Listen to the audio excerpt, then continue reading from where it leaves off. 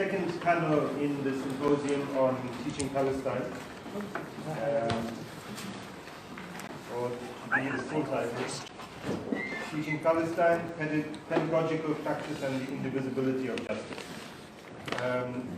We have gone from the first panel being all women to the second panel being all men. So, apologies for that.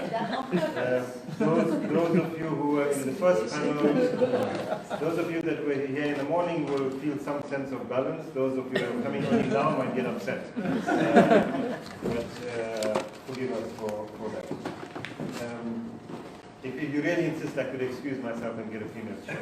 I can't get rid of any other panel. So the second session is going to be discussing, I think we're getting more into the teaching part of the Teaching Palestine part of the topic. Comparative perspectives on teaching Palestine and decolonizing the curriculum. So we're getting into that, and then the next session will be on censoring Palestine, experiences of Palestine being censored, and then the roundtable at the end at 5 p.m. So the speakers for this panel that we have now, 3 speakers, starting with Rayan El-Amine on my extreme right, geographically, not necessarily politically, not necessarily. Rayan is. I'm just, for each of the speakers, I'll give you just a one-line bio, because the speakers are going to speak reflecting on their own experiences, and so they'll, in a sense, be introducing themselves further. Rayan is the Assistant Director of the Sam Faris Institute for Public Policy and International Affairs at the American University of Beirut in Lebanon. And then we have Jaime Veve, who is from the Transport Workers Union, retired now, but Transport Workers Union, Puerto Rican Independence and Palestine Labor, and independent scholar from the United States. And then our third speaker is Ahmad Azem, Assistant Professor in Political Science at Veve University, and the Director of the PLO Research Center. So these are the 3 speakers. Their topics are up there. I think the topics might change slightly as they speak. You'll discover that. But I'm not going to take more of your time introducing them. Just to say that each of the speakers will speak for around 15 minutes, and then we'll open it up for discussion and engagement thereafter. Salim is going to pass around a registration sheet. So please, if you don't mind, fill in your name and details so that you can be on the Teaching Palestine database and be informed further about how the project is going. I'm not introducing the Teaching Palestine project again, because Rabab did it this morning. So those who are not in the panel this morning, we can talk about it after. Sorry? We discovered it. Yes. Good. Let's start with Rayan. Sorry. Nobody really can intervene in our internal administration, but the context is the problem. We have, for example, we have elections. Nobody is controlling the student council. Sometimes Fatah wins, sometimes Hamas. We have 3 years now in a row that Hamas is winning. But also the good thing, the students work with each other. There is no problem. We don't have a problem. We have some problems here and here, but in general they work with each other all the time. But the problem is, as Said mentioned, and this is what is answering about the decolonization, is the context.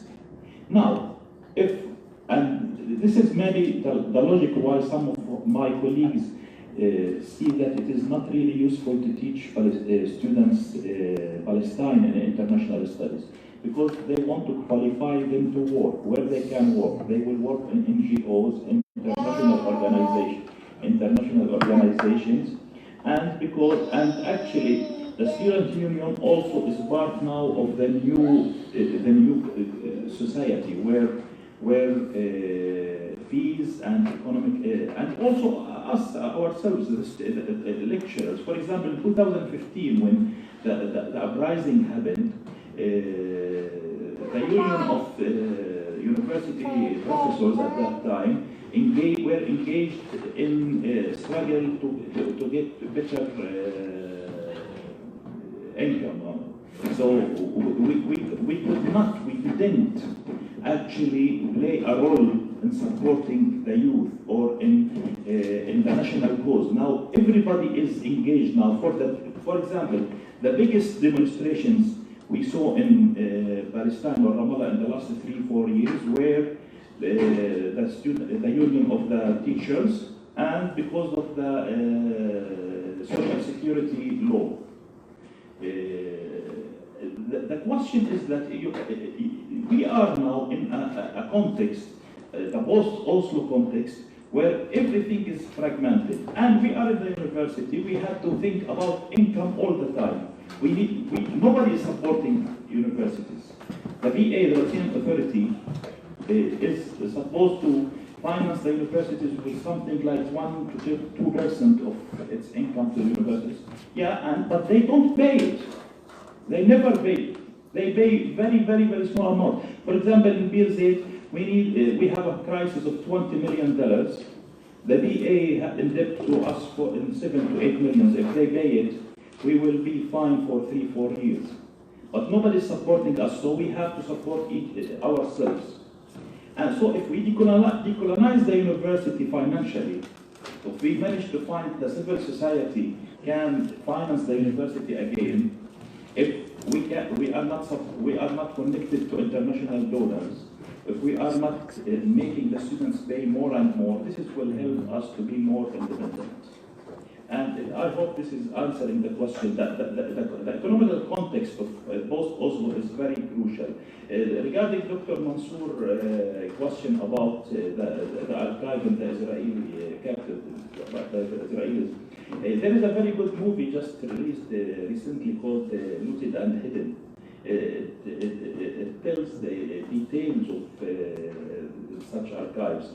It's a very important question, and I think maybe the priority also that we develop a strategy for the material we already have. There is, for example, the project Rayan just mentioned about the oral history in Lebanon. We have a similar project in BLZ.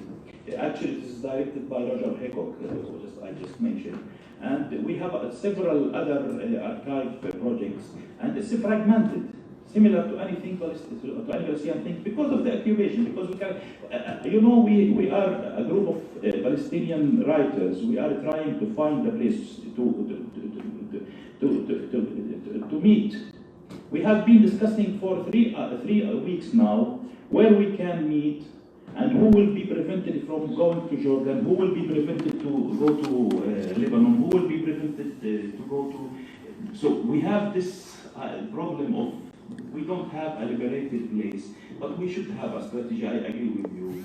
And maybe we should start speaking more and more that PA should have start demanding the archive.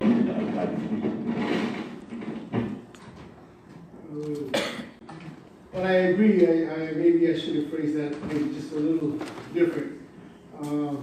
No question that the political formation of settler colonialism, the Zionist ideological framework cannot be separated at all from the economic foundation that represents what we know as Israel and Palestine. Definitely, look, Israel itself, in the early 60s, we looked at it solely as a military garrison state. That we used to say that it is the policeman of the U.S. in the Arab world. And the economic foundation of Israel originally was a mix of economic frameworks.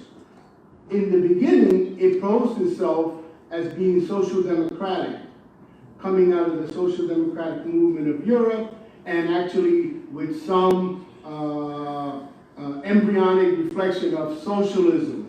So that we had the kibbutz, and we had a certain argument that some of the national industries were nationalized within the framework of state socialist formations. That, of course, is all gone. Today, Israel is an integral part of the neoliberal world frame, so that the stratifications that was spoken about earlier within Israel is reflective of that. The fact is that the neoliberal agenda is deeply impacting the population, the Israeli population. So we saw a few years ago what they called the Occupy movement, reflecting the fact that the neoliberal agenda is affecting the domestically. It's separate from the whole question of the colonial reality in Palestine, the West Bank. Now, yes, Israel is, as a result, a very critical nexus to the US-European agenda in the Arab world. It is critical in its establishment and penetration of US financial interests, both within Israel proper, but also the Arab regimes, and as we see the going back and forth, the whole question of Saudi Arabia, the whole question of Qatar, the whole question of the Arab regimes, more and more collaborating both politically and beginning to openly discuss economic relations with Israel. And that means deepening their relationship with the US. That's what it's about. So we see that. Now, just as the US, in order to develop its capital system, had to conquer the whole continent of the US, from the east to the west, developing the railroad, destroying the indigenous people or subordinating them.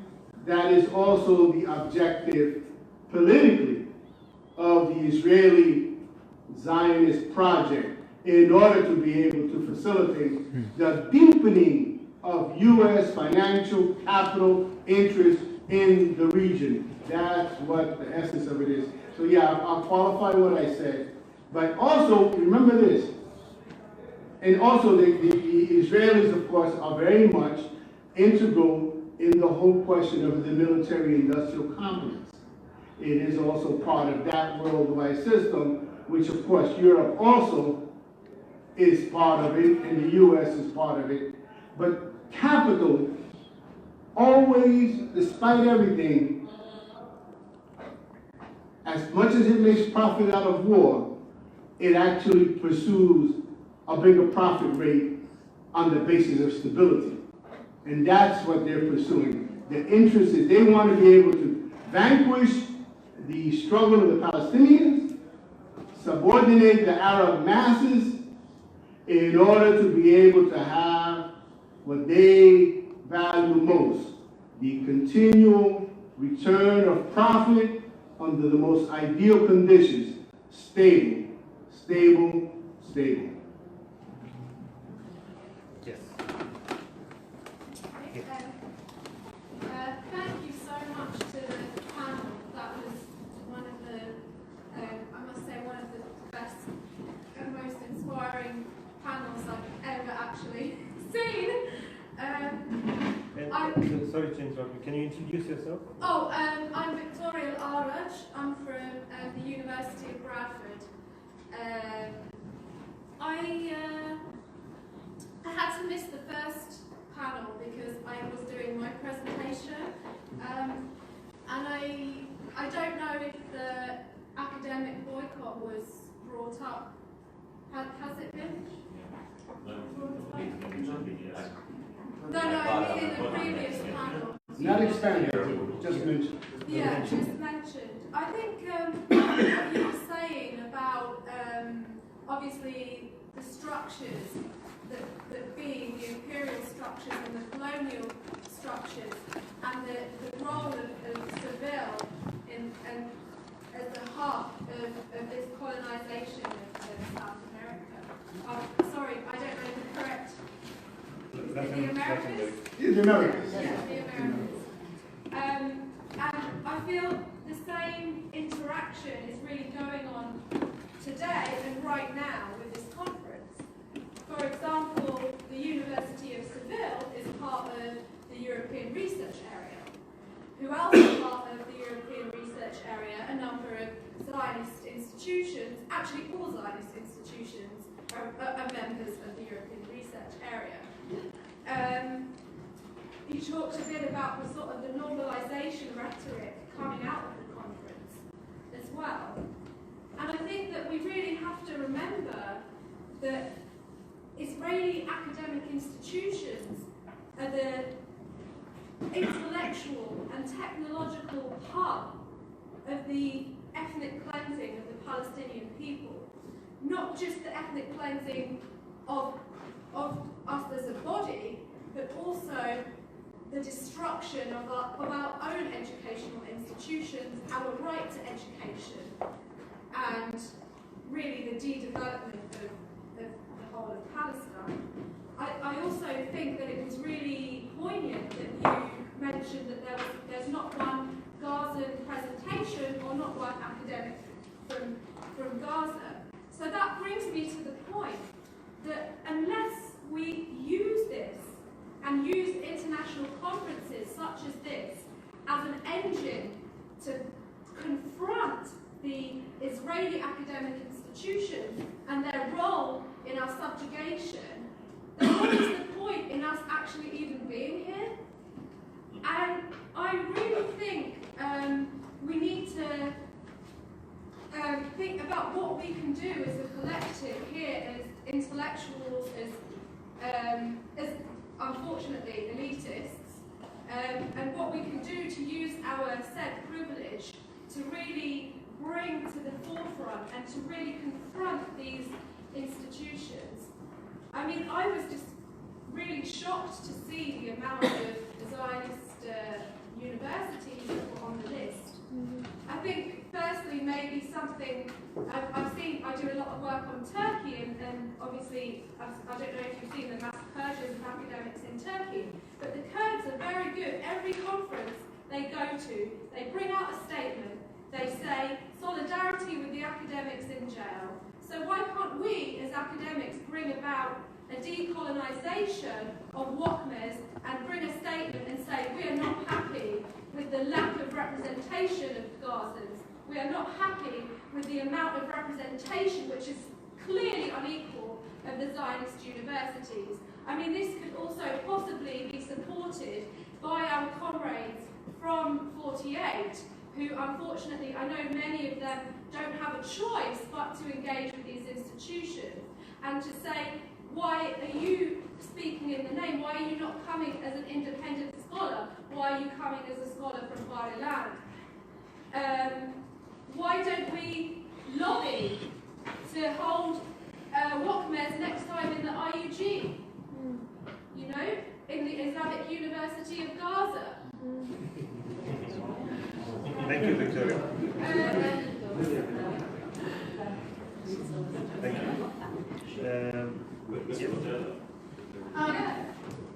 So I wanted to say, so I'm Christine Barnwell, Associate Professor of History at the University of Illinois at Springfield. So much of what you were talking about was about academic freedom, breakthrough for me, for so many reasons.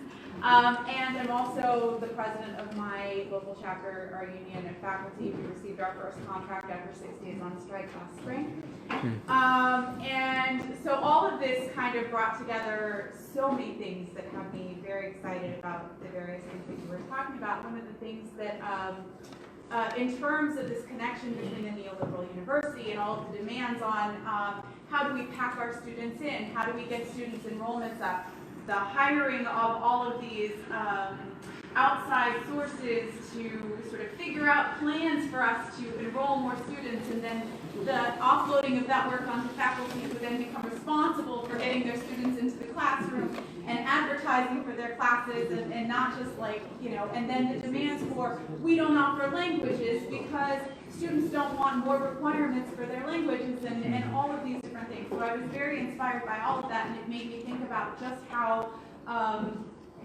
in framing this as a colonization of the universities, just how busy they make us colonize peoples to prevent the resistance of, you know, taking over our curriculums.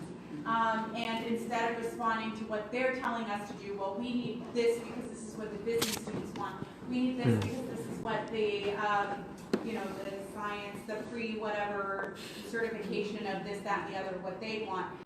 The extent to which we're being told we have to do this instead of that. And so I'm interested in thinking a little bit about how you guys view resisting some of that in order to wrest back control over our curriculum, how we deliver it on these issues that we're talking about. And then after that, I also want to say, in terms of the class that I teach on Palestine, I don't teach Palestine, I teach conflict in the Middle East. And it's an interdisciplinary class. It's meant to be an upper division gen ed. So students who are in the business school will sign up just as much as my history students. And the way that I sort of teach Palestine in the context of the rest of the world is to start with conflict in Palestine, sort of follow the movements of Palestinians, starting with Zionist colonization through 1948. Then we move up to 48 to the Arab sort of scale of the conflict through 56 into 67. Then we go up to Lebanon, where migration then leads to destabilization in Lebanon. Then we go to Iraq, and then the fallout of Iraq being the first U.S. war that causes Palestinians to then be shunted out of the Gulf. And then we come back to the question of Palestine. And so thinking about students, thinking about Palestine and how it becomes both a local and a regional context. It allows for international sort of relations, big themes of global, regional conflict, and so on. So to think about ways in which to teach Palestine in a larger context, where students are getting more than just Palestine, but also connecting with other things. So, thank you. Thank you. This was fantastic. Yes. My name is Ahmad. I'm from Sydney University in Australia. I'm now retired. I have two very brief points to make. One about the interest in teaching Palestine within Palestine, and that there's a parallel, I'm afraid, about teaching Palestine or the lack of it in many Arab countries, including Jordan, where I was born. I know that after the Wadi Arab agreement with Jordan, by accident I met an Israeli historian in a conference in Cyprus. And anyway, he said he was in Jordan. I said, why? He said he was a member of a delegation to convince the Jordanians to drop out any negative thing about Jews and Israelis in the curriculum. I said, what happened? He said, well, I managed to convince them. I said, did they say anything about the negative things about Arabs and Palestinians in the Israeli curriculum? He said, no. And I know now that teaching about Palestine in Jordanian schools is almost zilch. The other point is, in Sydney University, actually, myself and two of my colleagues from the Department of History and Hebrew collaborated to produce a course on the Arab-Israeli conflict, which was approved and we taught it for a number of years. First of all, the Jewish colleague was actually producing material from Israeli official websites, and I was using the scholarly work of Israeli historians, Erishlan and Ilan Pape and so on. But I wasn't giving just a Palestinian or other point of view. It took some time for her to sort of try to give less of that kind of propaganda. But what happened afterwards, when I retired, the course, which was in the Department of History, was appropriated with the approval of the university by the Department of Hebrew, and took away from that perspective. So it's everywhere. Yeah. Thank you. Any other questions, comments before I revert to Ahmad? Yes. My name is Ahmad from Al-Quds University. I'm glad to thank you all for very interesting talks. Professor Azem, I'm grateful to know that you had the passion to come to Palestine and teach in Palestine. One of the things that I want to say that we are seeing professors leaving the country and to office in other academic institutions where they have better jobs, better income, and that's unfortunately leaving our universities with, unfortunately, with professors from universities which are not recognized by the Ministry of Higher Education and professors who don't even have knowledge in the English language and have a lack of connection to the outer academic world. And that also affects so much our students in a way that, it's, they are not connected to the outside world, they are not connected, and that has a big influence on them. Another issue is the successive strikes that we face in our university, where in every single semester we have at least 10, 15, sometimes more. You said it was for a long time, we had the strikes for a long time as well. And this affects the students in an enormous way. They use their time, they spend their time in anti-efficient things, Facebook, and instead this time it should be used for other things, other academic things that they could use for their academic life. Thank you. Does anyone else have anything that you'd like to say before I... No? Okay. Actually, I am supposed to speak about teaching Palestine in Palestine, but it seems very difficult to avoid speaking about the context and circumstances of teaching in Palestine. For example, when we are speaking about courses and things in the universities and what you know around the world about what is happening in Palestine, I think there are some details that nobody even cared to think about it. For example, when I came to Veve 2012, I found one of the most annoying things, that the university is closed by 4 to 5 o'clock. Library by 3, 4, it will be closed. Maybe you watched on TV a few months ago when the Israeli Arabites came and arrested one of the students. It was by the end of the day, so the university is almost empty.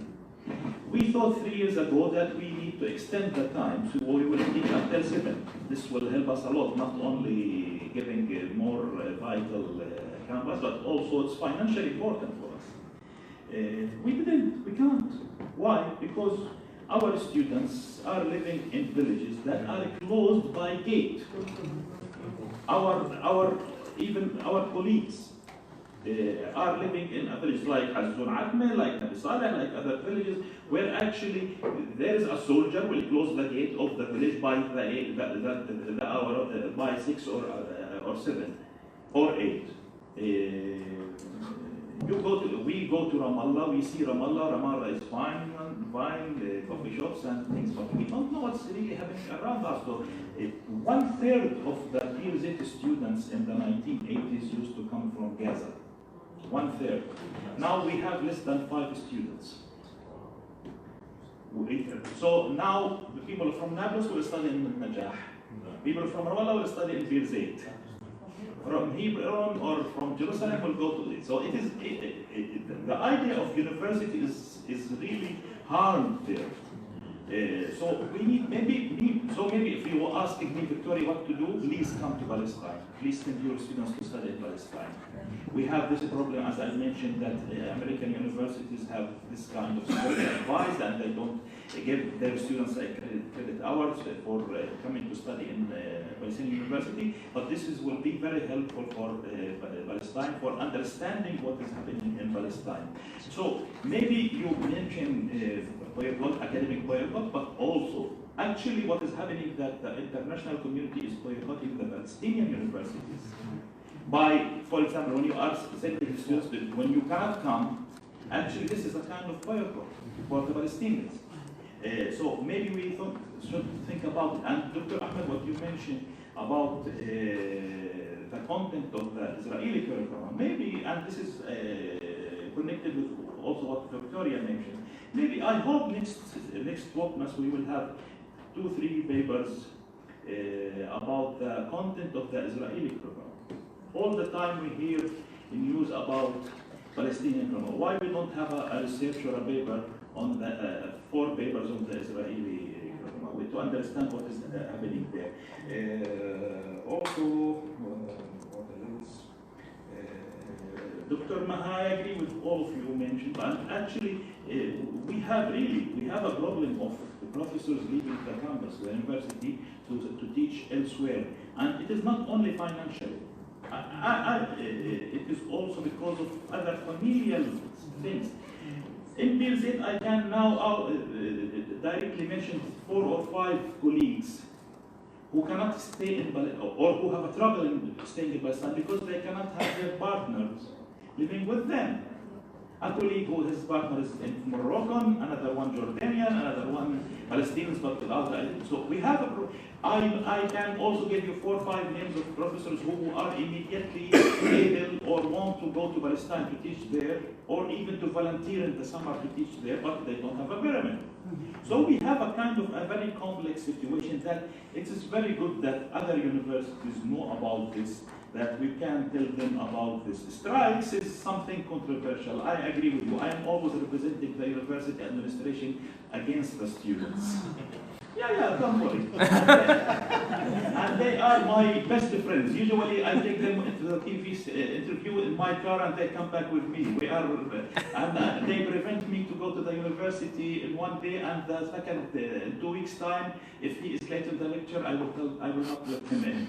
So we have this kind of a very friendly relation with the strikes in the university. And I don't have time, but I will tell you a very small story. 2013, there was a strike, and I was a member of a committee of 5 people in the university administration to counter the strike.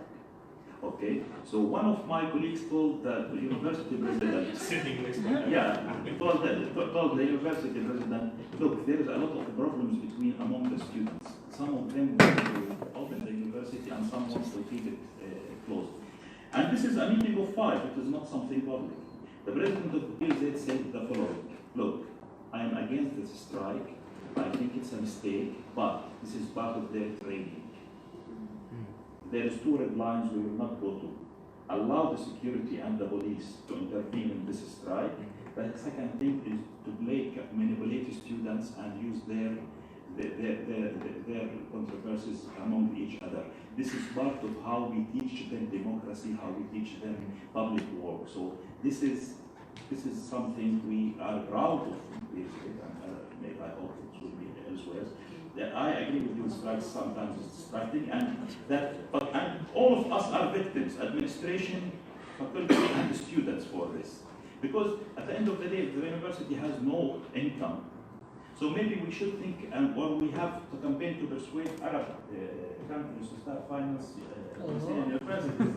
Because Rayan mentioned, you were not here about it, he mentioned how the case of the American University of Beirut, and how the United States of America's government is intervening in the financing. So why we don't speak and campaign for not only boycotting, also how to support Palestinian education and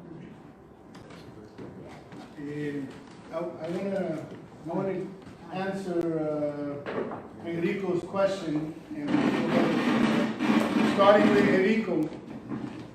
Yes, this is the problem: how to develop alternative forms of education. In the 1968 strike in San Francisco State University, one of the issues was the fact that the leaders of the struggle were fighting to expand campus courses being taught outside the campus, which was developed by the Black Panther Party. Experimental colleges. And it was an actual institutional thing that was going on. And that was one of the big contentions, because of course the institution wanted to change that and bring it back to the structure within the university. They were successful in doing that for 2 reasons. One, of course, was the destruction of the Black Panther Party, physically.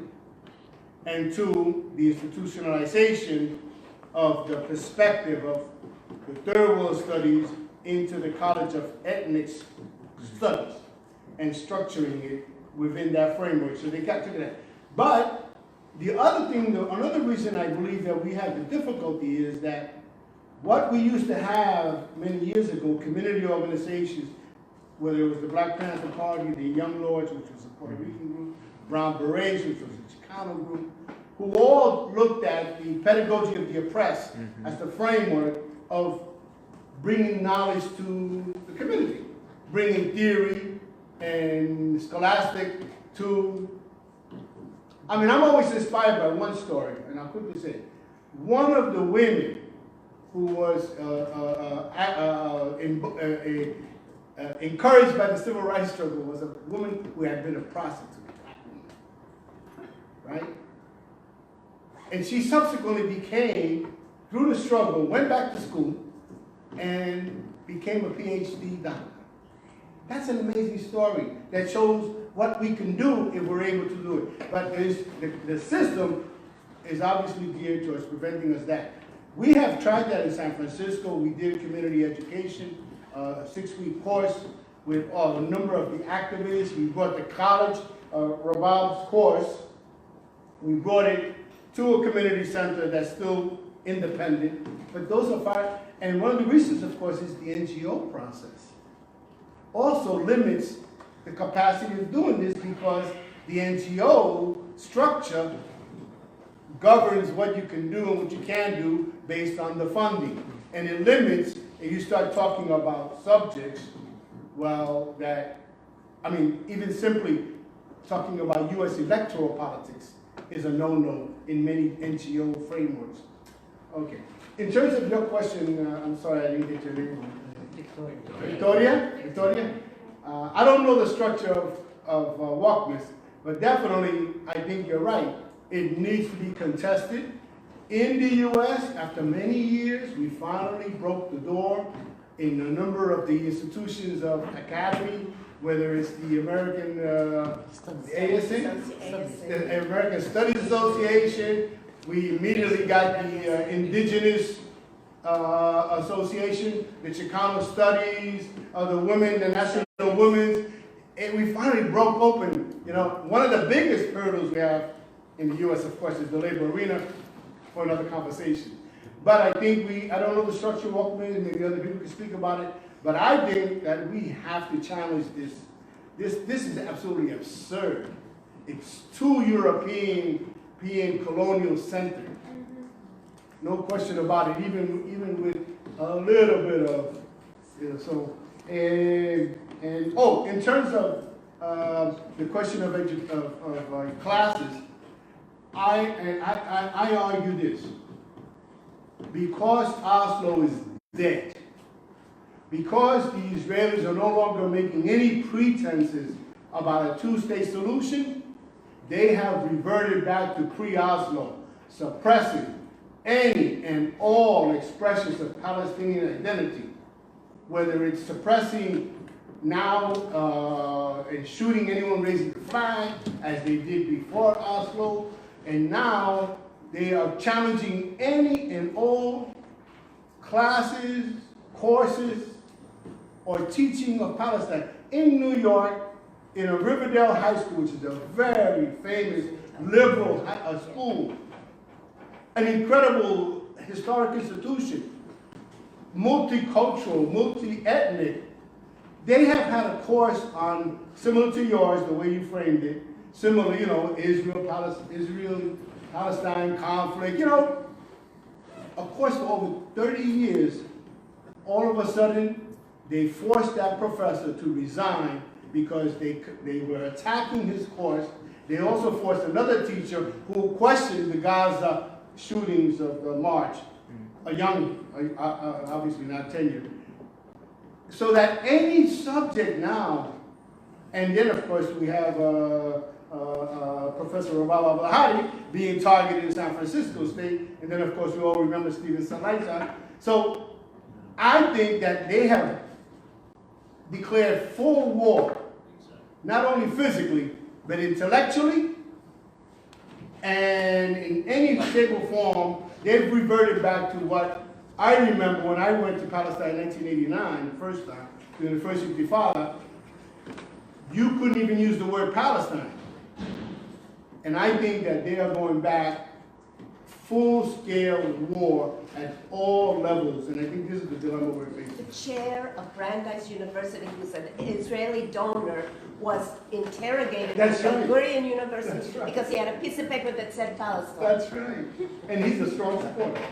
That's right. Thank you to our speakers and all of you for a very engaging discussion. I think it was very, certainly engaging, energizing. But please, after the break, do come back to the same room.